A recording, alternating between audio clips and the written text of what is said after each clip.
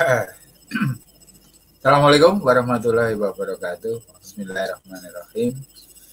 Alhamdulillahirabbil alamin. Shalatu wassalamu ala Muhammadin wa ala alihi washabihi ajmain. Kita ketemu di Kanal Kong melihat dari sisi yang berbeda. Gitu ya. Malam hari ini saya bersama dengan seorang relawan Kampung Baja yang sudah alumni ya. Sudah alumni. Ya, karena Kampung Baja punya museum, jadi keberadaan alumni sejarah. Jadi ini tapi tema kita malam hari ini tidak berkaitan dengan sejarah. Tapi mungkin ada juga ya kaitannya dengan sejarah ya. Yaitu tentang kuliner ya. Tapi tidak dalam arti memasaknya ya. Ya judulnya seperti yang tertera di judul. Apa tadi judulnya? Masak nasi doang. Sepertinya itu. Masak nasi doang sih ya. Nanti kita ngobrolnya ini ngalor ngidul ya, pokoknya nggak terlalu ilmiah. Ini Mas Sigit, silakan Mas Sigit menyapa teman-teman kata yang di sana tuh. Selamat malam teman-teman semua. Ini biasa siaran bersama Kong setiap malam Jumat sih biasanya. Iya. Malam hari ini akan membicarakan tentang tema kuliner ya. Cuman bukan dari segi seperti yang Kong bilang, bukan dari segi cara memasaknya, namun dari berbagai macam kulinernya. Nah, seperti yang kita tahu kan, untuk kuliner Indonesia, masakan Indonesia itu berbagai macam kan. Mulai dari sate, soto, rawon, terus kemudian bakso, nasi goreng.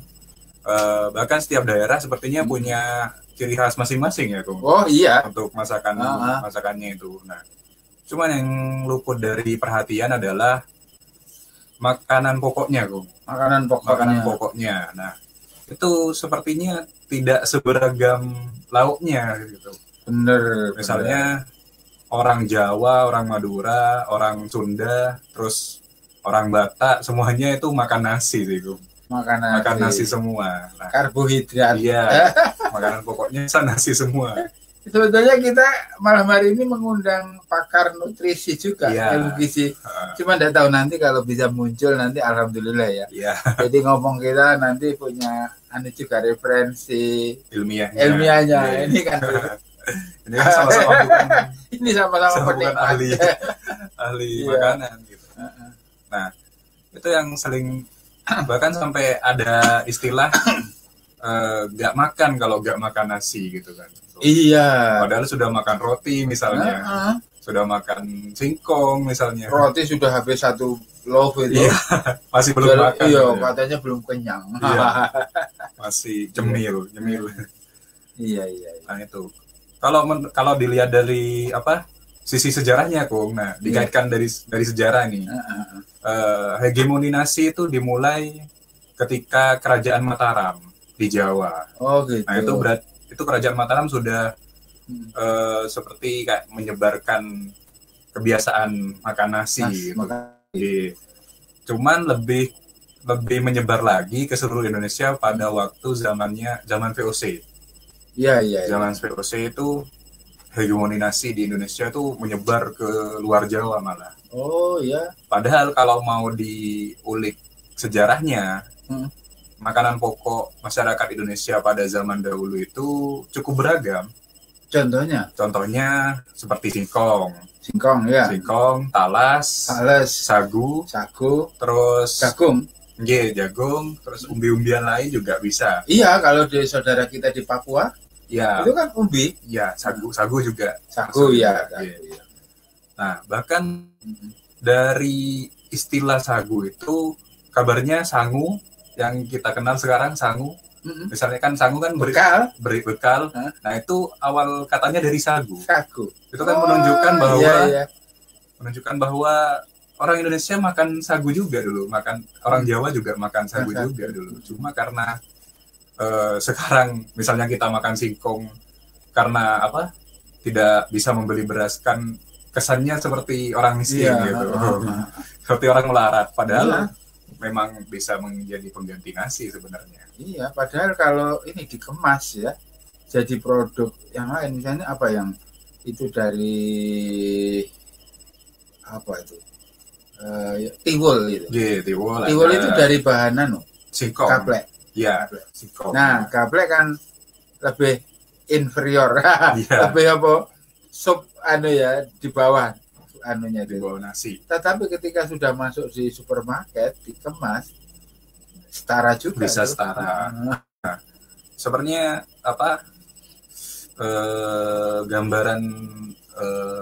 gambaran singkong yang kastanya lebih rendah daripada nasi itu sebenarnya yang patut dihilangkan sebenarnya. Jadi kita agak kaget kalau ada orang makan singkong, kita kira bukan orang melarat gitu yang nggak mampu beli nasi, cuma memang pengen variasi aja daripada nasi gitu. Sebetulnya juga katanya sih lebih sehat singkong. Menurut misalnya kalau nasi kan bagi penderita diabetes tuh karena gulanya tinggi kan nggak baik juga. Iya, dan apa namanya beras pun itu kan kelasnya banyak, KW-nya banyak. Iya. KW 1, 2, 3, lalu apa yang punel yang ini. Jadi kalau gaplek katakan saja sagu ya, dengan olahan tertentu yang ini dibanding dengan beras yang rendah, ya tidak saling menginginkan ya. Iya. Sebenarnya banyak alternatifnya sih kalau kita. Misalnya juga singkong bisa dibuat jadi tepung mokaf, nanti kemudian dibuat jadi beras. Kan pernah dengar juga beras tepung mokaf gitu? Enggak pernah. Oh, enggak pernah. Gimana itu? Itu sepertinya dosen kalau tidak salah ya, dosen pertanian UNED pernah mengembangkan itu. Dulu saya ingat itu pernah di UNED diadakan makan nasi goreng, tapi nasinya terbuat dari tepung singkong. Jadi tepung singkong dibentuk sedemikian rupa sehingga membentuk bulir-bulir seperti beras gitu. Iya. Nah, itu yang nanti digunakan untuk nasi goreng. Nah, itu lebih sehat daripada nasi biasa. Nasi dari sisi nutrisi iya, tapi dari sisi rasa mungkin saya nyoba sendiri kan, rasanya agak jauh beda sebenarnya. Gitu. Cuma yang jadi masalah biaya produksinya. Iya. Yang lebih besar, lebih rumit lah. Rumit. Otomatis ya. Iya, karena panjang prosesnya membentuk itu. Waktu saya masih kecil, sekitar tahun 50-an begitu. Iya. Itu kan zaman susah tuh. Iya. Nah, itu ada nasi yang namanya bulgur. Bulgur itu ya sebetulnya nggak enak juga sih. Kita didistribusi itu oleh pemerintah. Tapi karena waktu itu juga ya itulah, kita sedang dalam zaman susah. Ada pembagian susu juga, susu bubuk dari UNESCO waktu masih kecil. Dan ya pokoknya waktu zaman itu makan itu ya masih menjadi masalah. Bahkan garam itu belinya tidak bisa di tempat umum, tapi ada namanya gudang garam. Yang sekarang jadi mereknya rokok itu ya. Gudang garam itu pun dijatah pakai kartu. Beli beras juga gitu. Nah, masih langka mungkin. Langka, ya. Itu. Tapi garamnya masih kasar. Iya, garam kasar ya. Garam kasar, belum garam halus ya. Nah, untuk misalnya kembali lagi ke singkong ya, Bung. Selain dibuat jadi nasi juga, kan juga ada bisa dibuat juga jadi mie.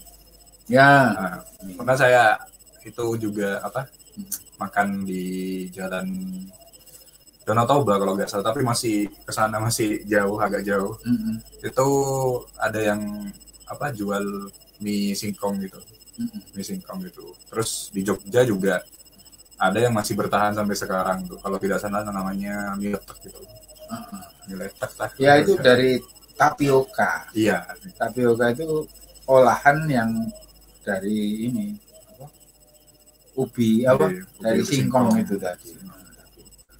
Kemudian kalau apa namanya dari ubi bisa tapioka, maka jagung juga bisa diolah juga Bisa. menjadi maizena namanya. Ya, tepung maizena. Tapi orang Madura kan juga makanya pakai Iya, daun pakai nasi jagung. jagung. Iya. Nah, itu enak juga. Iya, sebenarnya orang Madura juga kebanyakan makannya nasi jagung. Nah, kalau dulu tapi kalau sekarang kan udah langka juga, udah apa cuma ada di warung-warung lah sekarang. Jarang sih orang yang Mending beli di warung ketimbang ngolah sendiri. Iya, jarang orang yang nanak nasi di rumah itu nasi jagung. Iya, betul.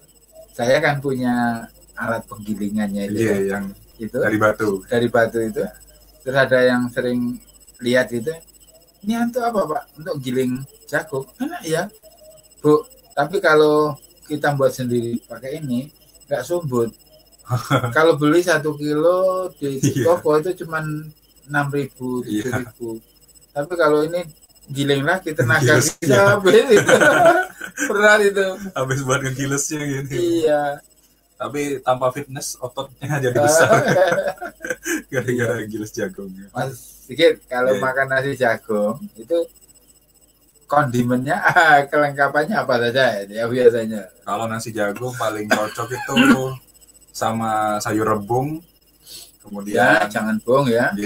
Sayur rebung dimasak santan biasanya. Iya ya. Kemudian lodeh gitu. Kemudian ada apa? Ikan asin ya. Tempe, terus sambal sih paling cocok ya. Rempeyek. Ya, rempeyek teri. Ya. Tapi enak juga sih kalau sama itu apa namanya? Gorengan wader. Oh, iya. Wader. Digoreng sambalnya. Yang di sana tuh ada membayangkan ya. Dan makanya harus di tengah sawah atau paling tidak di pinggir sawah. Nah, setelah itu biasanya setelah lelah nanam padi atau manen gitu, itu paling nikmat sih. Duduknya di galengan. Ya. Wah. Saya masih kecil sering gitu. Masih punya sawah itu keluarga sering. Jadi kalau misalnya makan nasi jagung di restoran, duduk di kursi ini pakai sendok garpu ya, nggak enak. Karena pakai tangan. Iya. Nah itu dia. Jadi makan itu ternyata bukan hanya makanannya saja. Iya. Tapi tempat dan suasana juga berpengaruh juga. Sangat berpengaruh. Ya. Makanya orang sering, ayo makan keluar, seperti itu kan? Iya. Sama itu sih ada istilah yang mengatakan bahwa rasa lapar itu koki terbaik. Dan itu memang benar-benar. Betul. Kalau sudah lapar apa aja enak rasanya. Oh iya betul. Iya, betul. Koki terbaik emang. Koki terbaik. Ya. Ini Mas, ada hal-hal yang aneh buat kita ya, yang berkaitan dengan nasi itu ya.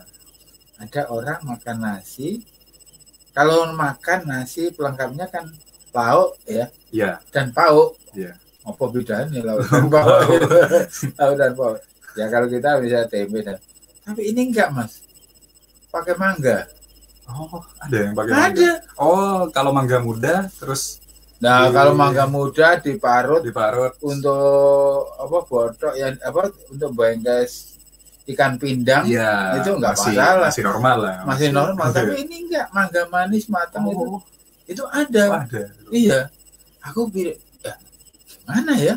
Jangan-jangan itu bukannya itu mango sticky rice bukan? Yang ketan sama mangga itu bukan? Tahu makanan juga. Thailand biasanya. Mungkin. Ya. Mungkin terpengaruh itu. Tapi ini teman saya itu bilang, saudara saya itu sukanya makan dia pernah ke Thailand terus terpengaruh itu ya. Kalau sama ketan mungkin masih masuk rasanya. Tapi kalau udah nasi biasa, gimana gitu rasanya? Iya. Tapi memang kita itu memang tanpa nasi rasanya nggak makan. Ya itu tadi. Nah, itu Mas. Sebenarnya itu kan berpengaruh juga ke sektor ekonomi juga kok. Kenapa Indonesia bisa menjadi importir beras, Eksportir apa impor? importir justru. Importir karena Iya. kita karena kita impor gitu. Iya. Karena memenuhi kebutuhan di dalam negeri sudah tidak mampu sawah-sawah kita. Emang begitu? Kebanyakan sawah kan sekarang jadi perumahan loh. Tapi kan kemarin sempat rame ada Iya, pemerintah berencana mengimpor beras kan. Iya. Padahal sementara petani sedang panen raya. Hanya jadi di situ ada aspek-aspek lain kan. Iya. Jadi ada margin keuntungan yang Iya. tapi yang kasihan kan Petani petaninya. justru jadi korban. Iya. Jadi, Nah, saya itu sebenarnya bukan mengajak sih, ingin mengembalikan mulut sih. harus jarang. Sebenarnya Gimana? ingin apa? Ingin Mengkampanyekan. mengkampanyekan bahwa makanan pokok itu sebenarnya bukan hanya nasi, bukan hanya beras. Gitu. Beras. Nah, kalau itu bisa dikampanyekan terus mengubah pola masyarakat dalam makan gitu. Itu sebenarnya kan bisa mengurangi konsumsi beras, konsumsi nasi, dan pada akhirnya juga mengurangi kecanduan negara kita untuk impor beras. Oke Mas, saya kok tiba-tiba punya ide begini Mas. Kita itu kan punya musim. Yeah. Musimnya 2, musim hujan dan kemarau. Dan masing-masing punya nuansa-nuansa tersendiri yang mungkin cocok untuk jenis-jenis sajian tertentu. Nah, tetapi ini harus ada semacam engineering ya, rekayasa supaya pola makan itu beragam dan mengapresiasi dan memperkenalkan dan meng-NKRI-kan meng-NRKRI-kan kuliner Indonesia. Contohnya begini Mas, kalau 1 bulan itu ada 31 hari, 30 hari itu kan bisa kita bagi-bagi. Ya. Nah, kalau kita sekarang punya hari lansia, hari santri, hari apalagi Mas? Hari buku misalnya. Hari buku, hari banyaklah hari-hari. Banyaknya hari. Tapi apa ada hari pangan mungkin? Hari pangan? Bukan, maksudnya kalau hari pangan ada. Aneka pangan. Hari ketela rambat. Hari sagu. Nah, jadi mungkin bisa kita buat bulan apa yang ditentukan sebagai bulan sagu nasional. Walaupun itu jatuh hanya pada 1 hari tertentu. Nah, karena saya menilai begini, sagu itu nikmat juga kalau dimakan pakai ikan laut yang kayak lem dan makannya khusus ya, pakai ini dibelit-belit. Wah, itu kalau di udara yang sedang panas, makan itu enak Mas. Iya kan? Saya kebetulan juga nggak pernah nyoba. Ya, nggak pernah nyoba. Iya. Saya pernah tuh, tetangga saya orang mana itu ya? Teman saya juga orang Sangihe itu. Ada laki yang pakai ikan laut. Jadi komposisinya antara sagu, ikan laut dan kuahnya itu. Kuah kuning biasanya. Iya. Itu kan luar biasa. Nanti hari apa gitu, hari rendang nasional. Wah, terus hari godok nasional. Iya kan? Atau kalau tidak substansi jenis kulinernya, kedaerahannya. Daerahan hari Ambon ya. Di situ gitu kan. Bisa dikulikkan. Nah, ini jadi kok mungkin sudah terlintas juga, cuman perlu dikampanyekan, ini perlu dipromosikan bahwa kalau kita bisa mengekspos makan daerah itu dikaitkan dengan hari-hari nasional. Ada hari perpustakaan, ada hari buku. Nah, mungkin kalender kita nanti semuanya setiap hari ada hari ya. Jadi nggak ada hari Selasa, hari Senin saja. Beda sudah. Hari buku, hari ini hari buku itu hari Senin hari buku. Ini ngomong apa ini? Iya. Cuma kan kalau sekarang orang meninggalkan nasi kan ketika sudah terserang penyakit biasanya. Nah, itu dia. Diabetes. Baru kalau diabetes itu dia meninggalkan udah nasi. mengurangi kadang meninggalkan sepenuhnya juga kadang. Iya. Sebetulnya Allah itu sudah luar biasa. Jadi takaran-takaran. Iya. Allah kan hanya mengharamkan beberapa saja. Iya. Karena memang itu tidak baik. Misalnya darah. Darah tidak boleh. Ya sudahlah dikaji kenapa tidak boleh. Oh nanti kalau pakai rasionalitas ya sudah, kalau namanya kita sebagai muslim ya sami'na wa ata'na, kan gitu kan. Namanya kan bahwa keimanan. Iya, keimanan. Kalau hidup kita dibimbing keimanan, memang yang muncul adalah tawadu, lalu patuh itu tadi. Patuh sepenuhnya. Karena di balik itu kita nggak paham. Iya. Alasannya apa? Iya. Seperti misalnya ya, contohnya mengapa mencuci kena najis itu harus dicuci dengan air dicampur tanah. Ya sudah. Itu sudah menjadi semacam pedoman ya. Yeah. Ketika diteliti lalu apakah bisa dengan sabun, ya sudah enggak. Lain, karena mungkin ada hal yang kita nggak paham. Yeah. Dan kita hanya dituntut untuk patuh. Bukan berarti nggak rasional. Yeah. Jangkauan otak kita yang nggak mampu, belum atau nggak nyampe. Yeah.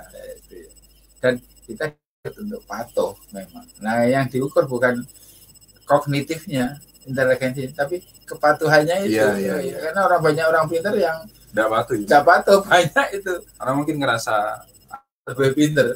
Iya, sudah pintar. Iya. Itu. Nah, kembali ke makanan lagi itu.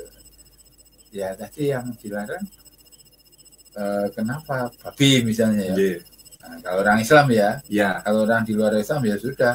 Yeah, tapi sebetulnya selain Islam juga ada kok yang mengharamkan babi itu. Iya, kalau saya pernah baca itu orang Yahudi juga sudah mengharamkan babi juga. Ya. Kalau yang patuh. Iya. Tapi ada yang halal tapi haram apa? Kalau berlebihan makanya. Enggak. Biasanya jadi. Ayam hasil curian. Cara mendapatkan. Iya. Atau daging sapi, steak, hasil korupsi. Itu haram itu. Berarti semua yang dimakan dengan pembelian uang hasil korupsi itu haram.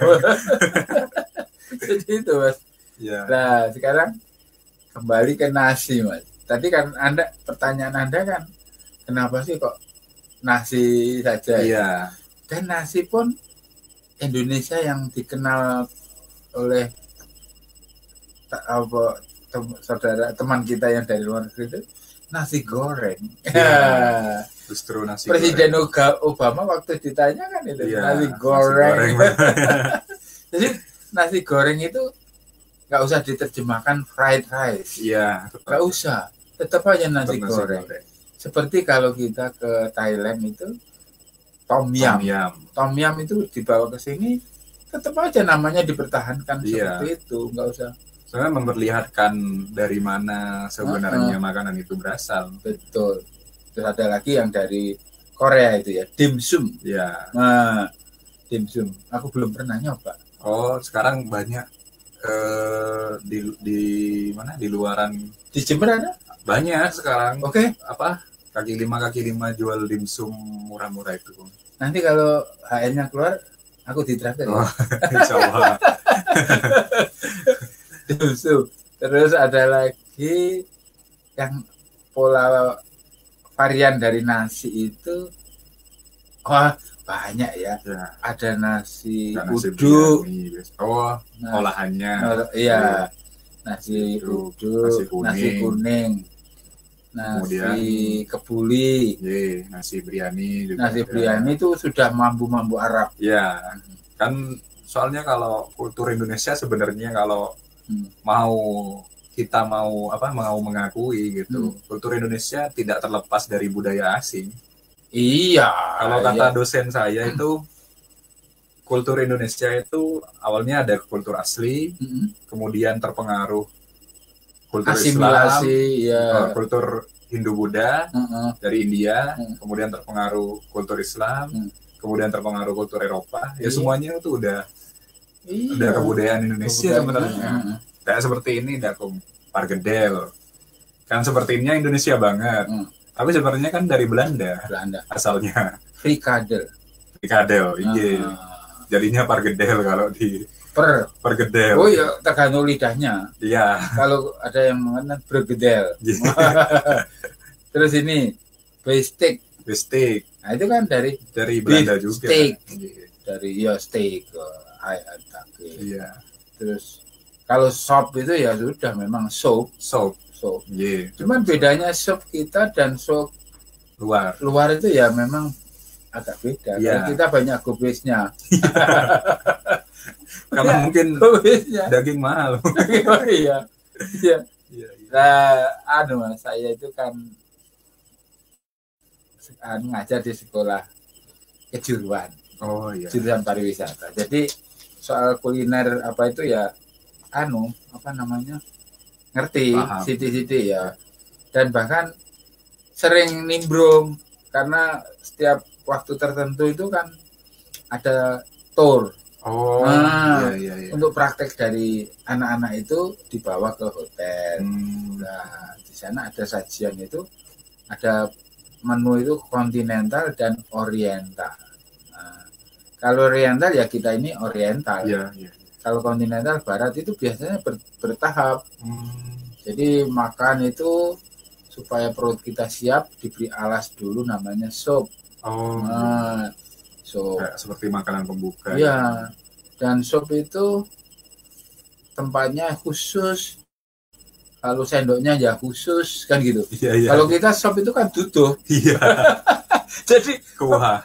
Di tengah-tengah ada sup gitu ya. Kalau di sini pasangannya sup itu bergedel tadi itu ya bergedel. Nah, kalau kemudian ada namanya appetizer. Appetizer itu. Nah, ini yang lucu kan, appetizer itu ada yang cold. Nah, sebetulnya sup itu masuk appetizer juga. Hanya hot appetizer. Kalau ada dua jenis. Ada dua jenis ya. Kalau cold appetizer itu dari udang, kemudian mayones didinginkan. Jadi dia memang makannya dingin. Fungsinya untuk menyiapkan perut ini nanti kalau dimasuki makanan berat. Berarti dipersiapkan dulu. Kemudian makanan beratnya itu namanya main course. Main course-nya itu bisa steak, bisa broiler, ada daging pork, itu.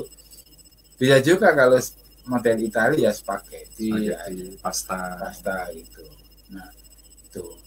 Jadi kalau sudah itu siap, nanti ditutup lagi. Kalau kita istilahnya pencuci mulut, di sana maksudnya dessert. Nah, itu loh. Jadi kalau kita kan sak meja langsung dimakan. Ya enggak apa-apa, memang kulturnya begitu. Lalu ada ceting itu isinya nasi, mangkok. Kalau itu jangan ini goreng-gorengan. Nah, ini ceritanya ada orang dari luar Jawa bertamu ke keluarga Jawa. Orang Jawanya kan memberitahu, ini bodoh, terus ini sayur maksudnya, tapi dia bilangnya jangan. Ini jangan kue, ini jangan ini, akhirnya nggak dimakan semua yang jangan ini loh. Ini kok nggak dimakan lah, katanya jangan. Jangan ya, saya nggak boleh, nggak berani makan. Dikira jangan dimakan. Jangan itu artinya sayur kan gitu kan. Iya. Jadi humor kuliner itu ada juga. Jadi menariknya kuliner itu kan, ya saya aku kakak cerita gitu. Sampean sing kesejarahan durung tuh kan. Gimana Mas? Ya itu tadi kan seperti yang saya bilang tadi kan bahwa hegemoni nasi itu dimulai dari Mataram kuno, kemudian saya kurang mengerti atau Mataram kuno atau Mataram Islam ya. Tapi setelah itu lebih menyebar lagi keluar Pulau Jawa setelah zaman VOC. Ya. Nah, Coba VOC itu, aku ini bukan pamer ya, tapi supaya ilmu yang saya simpan itu ada yang memanfaatkan. VOC singkatannya apa, Mas? saya lupa. Nah, tuh. Itu terlalu rumit. VOC Terlalu itu rumit. singkatan bahasa Belanda. Iya.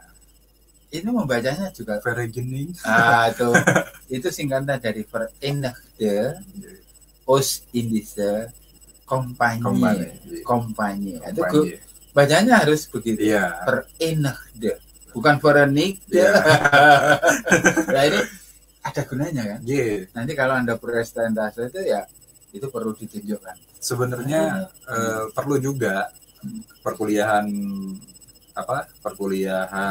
sejarah juga butuh perkuliahan bahasa Belanda sebenarnya. Tidak banyak. Ya. Untuk istilah-istilah yang sering dipakai saja. Itu penting. Tapi sebenarnya juga sumber-sumber sejarah juga kebanyakan bahasa Belanda. Nah, itu dia. Nah, iya betul. Iya, butuh juga sebenarnya. Cuma karena keterbatasan di prodi saya gak diajarkan gitu. Juga sebenarnya harus belajar sendiri sih kalau mau paham. Sebetulnya perlu juga. Iya. Cuman mungkin sulit mencari guru dosennya. Dosen bahasa Belanda. Iya. Terbatas. Jadi itu terus sampai di mana VOC tadi? Nah, kemudian VOC itu kan semakin membuat hegemoni dari nasi tadi menyebar ke seluruh wilayah Indonesia. Nah, mungkin masih wilayah-wilayah yang terpencil sekarang seperti mungkin Papua, tapi yang bagian masih hutan mungkin belum tersentuh nasi. Tapi kalau udah yang ada peradaban pasti nasi, udah meskipun orang Papua juga pasti makan nasi. Tersentuh oleh budaya modern. Iya. Berinteraksi dengan orang luar. Iya. Tahu. Sementara untuk seperti tadi yang saya bilang seperti umbi-umbian seperti singkong dan talas itu semakin terpinggirkan, Bu. Sekarang kan orang nanam singkong kan cuma sekedar buat misalnya tanaman pagar atau memang ditanam terus kemudian buat cemilan aja gitu, bukan diniatkan untuk dimakan sebagai makanan pokok. Apa itu? Singkong. Oh iya. Kan memang cuma sekedar ditanam gitu aja, Kong. Di perkebunan. Tapi gini, Mas, saya waktu ke Thailand, ya itu singkong itu, luar biasa ya. Mungkin karena mereka juga memanfaatkan itu untuk kuliner mereka. Aduh, ini kotanya, kan, kalau di kita nanam singkong itu di pedesaan, di kota jarang, gitu kan. Di sana kok nggak loh, ini singkong ya itu. Hebatnya Thailand mungkin seperti itu memang, Bro. Saya juga kagumnya Thailand juga menggunakan aksara mereka sendiri. Nah, betul. Sementara ketika kita kan punya banyak aksara sebenarnya, kok. Betul. Jawa juga punya, Sunda ada aksara sendiri. Tapi kok ya dipakai gitu. Nah, itu dia. Boro-boro pakai aksaranya. Transliterasinya saja sering salah. Iya. Misalnya bule ya. Iya. Itu nulisnya bule. Iya toh? Adik, kan gitu kan. Nah, ini memang gap ini. Jadi cultural gap apa ya? Terus gak usah istilah macam-macam, yang penting pembelajaran kita memang kurang apa ya? Mengarah literasinya ini literasi baca. Ya, boro-boro sekarang sudah literasi itu menjadi 6 macam-macam itu literasinya baca tulis aja masih keteteran. Iya toh. Sebenarnya menarik juga kalau tentang aksara tadi dibicarakan di segmen minggu depan mungkin atau minggu selanjutnya. Kita ngundang museum nanti huruf. Pak Ade. Pak Ade kita undang online nggak apa-apa ya. Kan mungkin beliau lebih mengerti tentang aksara. Mas apa namanya? Iya, saya kira begitu ya. Terus kita masih kok ini jam berapa nih? Oke, punya waktu. Jadi tadi kenapa beras saja ya? Ya, kalaupun beras modifikasinya kan bisa juga banyak. Ya, misalnya saya yang paling suka dari olahan beras itu pais. Oh, pais. Pais, tahu pais? Iya. Apa itu? Yang dibungkus daun pisang kan? Yeah. Dibungkus bayam pisang itu. Nah, kemudian di dalamnya ada ragu. Ragu itu apa? Ragu. Nah, ragu itu tidak yakin. Bukan. Ragu itu cacahan wortel dan apa namanya itu ayam juga daging ayam itu masukkan itu, ada pedasnya sedikit, kemudian dibungkus. Mungkin pakai santan juga itu kan nasinya, seukuran sejari gini ya. Nah, itu sebetulnya kan mirip sushi. Bisa. Iya, bisa mirip sushi. Mirip lemper. Iya, iya. Nah, kita itu kadang-kadang punya seperti itu apa? Produknya tidak dikemas sedemikian rupa.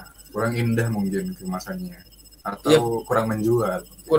Iya, jadi sebetulnya kalau saya bayangkan kalau ada komoditi itu di pasar ya, orang kalaupun berangkat ke kantor terlalu pagi nggak masak ini, beli itu saja sudah sampai di kantor dimakan kan, praktis nggak butuh kirim gitu. Cuman karena penawarannya sedikit, saya suka ini kalau pagi lewat di jalan Nusa Indah itu balik ke Bromo, itu mesti ada seorang ibu dari daerah atas sana itu bawa itu keranjang di sepedanya. Nah itu mesti saya stop itu, bu beli gitu, beli itu enak, 1.000 satu itu. Murah sekali. Beli 10 gitu sudah kenyang. Kemudian ada pedesnya juga tapi nggak terlalu gitu. Tapi sekarang saya nggak pernah ketemu itu. Ibu dari mana sih? Kan kayaknya bukan orang Pedalungan ya. Saya dari Ngawi, Pak. Jauh. Ngawi atau Nganjuk gitu loh. Oh iya ya, Pak loh ya. Jadi itu Mas. Jadi ya kita nggak usah soalnya kalau ke Pasar Tanjung itu jenis makanan lokal itu juga banyak. Cuman itu lagi kalau apa produk-produk nasional tradisional ini ya perlu apa pengemasan. Tapi begitu masuk di mall ya memang terus mahal ya. Mahal ya. Banyak yang mempengaruhi harganya. Iya itu. Misalnya pajak kan nanti mempengaruhi harganya juga. Iya. Ya memang enaknya kalau makan pecel itu ya jangan di hotel. Jadi kalau di hotel ya nggak apa-apa sih. Kalau enak itu di gang gitu ya. Ada orang lewat, kursinya digeser dulu. Itu asik gitu ya. Kayak di Jalan Sultan Agung itu kalau pagi di jalan raya itu. Gitu. Antrinya Masya Allah. Itu siang udah habis sudah sampai siang bahkan. Bayangkan sudah naik gaji berapa kali itu. Dari jual pecel ya. Saya langganan itu dari dulu. Dulu. Jadi guru sekian tahun belum naik gaji. Baru sebatas umroh. Padahal bakul pecel apa itu udah naik gaji. Aduh ya Allah, kita itu ya itulah. Jadi setiap upaya itu kalau ditekuni ya dengan kesungguhan ya hasilnya memang bagus. Lumayan ya. Tinggi lah. Kuncinya cuma satu, istiqomah.